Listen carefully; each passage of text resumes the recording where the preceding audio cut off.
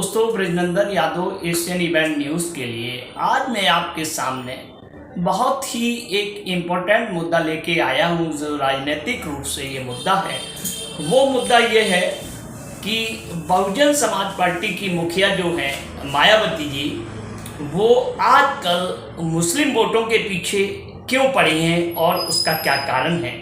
क्या मुस्लिम वोटों के पीछे उनके कारण का क्या राज है, इस पर मैं आपको एक बहुत ही विस्तृत चर्चा, राजनीतिक चर्चा करना चाहता हूँ। आखिर मुस्लिम मायावती जी की मुस्लिम वोटों के लिए तरफ जो है वो स्वाभाविक है या प्रायोजित है, इसको मैं इस पॉइंट को मैं धीरे से एलाबोरेट करने की कोशिश कर रहा हूँ। वो पॉइंट ये है कि मायावती के लिए 2024 में मुस्लिम वोट कितना इम्पोर्टेंट है, कितना इम्पोर्टेंट नहीं रहेगा, उस पर उनकी एक बहुत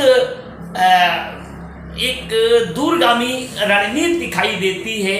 जैसा कि 2022 के विधानसभा इलेक्शन में मुस्लिम वोटों ने उनको वोट नहीं दिया, उनकी पार्टी को वोट नहीं दिया और उनकी पार्टी विधानसभा के अंदर 0 हो गई। उसी के बाद से मायावती जी ने अपनी रणनीति बदली। उस रणनीति के तहत जो है ना, वो करीब करीब उन्होंने देखा कि हमको अब मुस्लिम वोटों की बहुत ज़रूरत है, लेकिन अब देखना होगा कि मुस्लिम वोट जो है वो उनके लिए स्वाभाविक आवश्यकता है या किसी पार्टी के द्वारा प्रायोजित किए जा रहे हैं देखने में। लेकिन जनता में इस तरीके की चर्चा है कि मायावती जी जो हैं वो बीजेपी की बी टीम है, वो बीजेपी की बी टीम की तरह काम करती हैं। जैसे AIMIM के जो सर्वे सर्वा हैं ओवैसी असुद्दीन ओवैसी भी उसी तरीके के काम करते हैं और जिससे बीजेपी का लाभ हो। मैं फिर मायावती जी के ऊपर ही चलता हूँ। आखिर मायावती जी को मुस्लिम वोटों की इतनी तड़प क्यों है? क्यों अभी हाल में उन्होंने जिस तरीके से मुस्लिम इशू पर सवाल उठाए हैं, मुस्लिम गवर्नमेंट के द्वारा किए गए मुस्लिम मदरसों के लिए काम किए गए, उन कामों पर उन्होंने चुटकी लेते हुए ट्विटर पर सवाल उठाए हैं। आखिर ये दिखाई दे रहा है कि उनकी तड़प मुस्लिम वोटों के लिए क्यों है। उन्हें अच्छी तरीके से पता है कि मेरी पार्टी बिल्कुल ही ख़त्म हो जाएगी अगर मुझे मुस्लिम वोट नहीं मिला तो। गौरतलब है पिछले विधानसभा चुनाव में 93% सामूहिक मुस्लिम वोट समाजवादी पार्टी को गया। जब से समाजवादी पार्टी को सामूहिक वोट गया, तब से ये देखने में आया है मायावती की धड़कनें बढ़ गई हैं और चिंताएं की लकीरें माथे पर दिखाई देने लगी हैं। अब सवाल ये आता है कि उनकी ये स्वाभाविक ज़रूरत है या किसी पार्टी के द्वारा उनको प्रायोजित किया जा रहा है। जो उनकी जो चर्चाएं ऐसी रहती हैं कि वो भारतीय जनता पार्टी के लिए काम करती हैं अघोषित रूप से, न वो घोषित रूप से काम करें लेकिन अघोषित रूप से काम करती हैं। अब जनता ये अच्छी तरीके से जान चुकी है, चाहे वो मुस्लिम जनता हो, चाहे वो दलित वोटर हो। और अब मुस्लिम वोट के साथ साथ ये भी देखने में आएगा कि आखिर वो अपने दलित वोट को अपने पास रोकने में कामयाब होती हैं नहीं होती हैं। 2 बार के चुनाव से ये साबित हो चुका है, दलित वोटर जो है वो लगभग बीजेपी में शिफ्ट हो चुका है, बाकी उनका वोट जो है नहीं रहा। अब देखने में ये आया है कि कॉम्बिनेशन है दलित और मुस्लिम का। अगर मुस्लिम आएगा तो दलित उनके साथ आएगा, हो सकता है दलित वोटर की वापसी हो जाए। इसी के साथ ये भी देखने में आया है कि मुस्लिम वोटों के लिए मायावती की तरफ स्वाभाविक है या नहीं है, कि ये दिखाई देती हैं।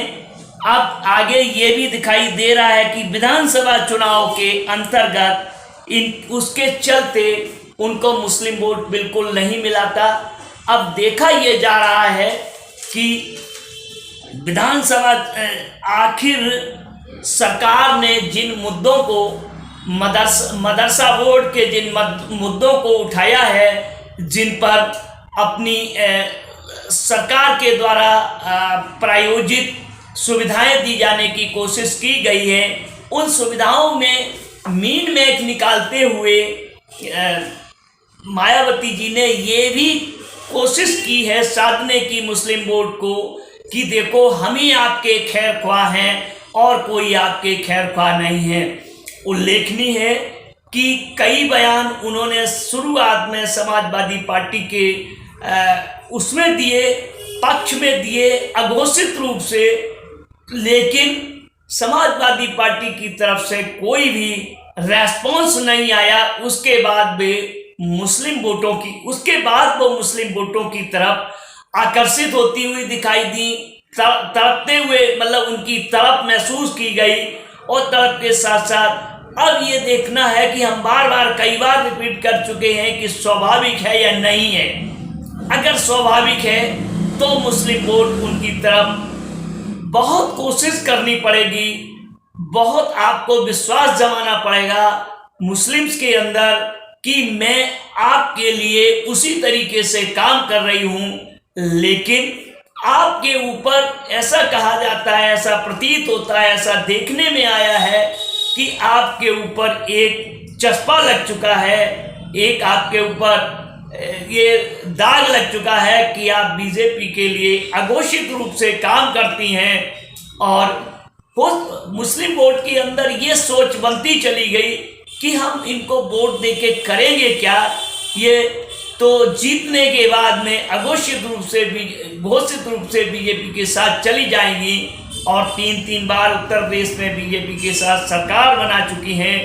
और ये भी जानकार सूत्र बताते हैं कि बीजेपी उनको अपने चंगुल में किसी तरीके से, चाहे वो अघोषित रूप से हो, चाहे वो किसी रूप में हो, उनको राजनीतिक या एजेंसियों के द्वारा किसी तरीके से लाभान्वित या लालच या दबाव डालकर उन पर अपना एजेंडा पूरा करवाने की कोशिश कर रही है। लेकिन अब देखना ये होगा मायावती जी की ये तड़प कैसी है और इसमें कितना वो कारगर हो पाती हैं, चाहे वो सरकार के द्वारा चाहे वो बीजेपी की सरकार के द्वारा मुस्लिम वोटों के लिए की हुई, उनके द्वारा की गई उनकी औपचारिकताएं या उनके लिए जन उपयोगी जो मदरसों के लिए हैं, मुस्लिम वोटों के लिए हैं, योजनाएं हैं, वो योजनाएं में कितना वो अपने को मीन मैच निकाल पाती हैं या उनका कितना पोस्टमार्टम कर पाती हैं, जो कि मुस्लिम वोटों को लुभा चुके। अब देखना ये होगा मायावती जी मायावती जी से वापस चला गया मुस्लिम वोट कैसे वापस लाने में सक्षम होती हैं, ये तो 2024 का लोकसभा चुनाव ही बताएगा। और लोकसभा चुनाव में जनता जनार्दन ही तय करती है किस तरीके से जनता, चाहे वो दलित जनता हो या मुस्लिम जनता हो या आम नागरिक जनता हो, तय जनता को करना होता है कि वो किसके सर पर ताज रखे और किसको बेताज कहे।